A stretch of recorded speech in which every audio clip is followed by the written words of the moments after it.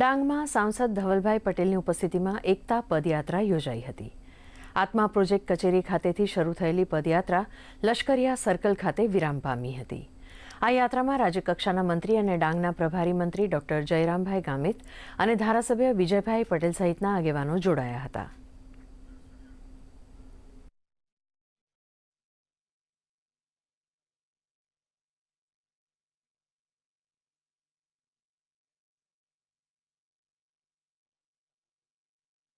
આપણા સરદાર વલ્લભભાઈ પટેલ જેમનું 150મી જન્મજયંતિનું વર્ષ છે એના માટે પદયાત્રાનું આયોજન કર્યું હતું।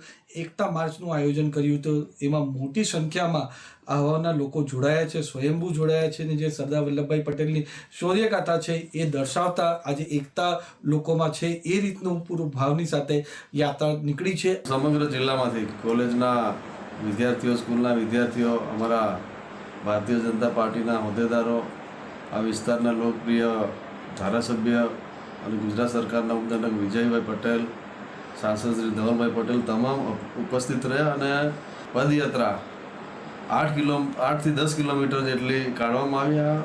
ખૂબ ઉત્સાહભેરથી સમગ્ર ડાંગ જિલ્લાના લોકોએ આમાં ભાગ લીધો।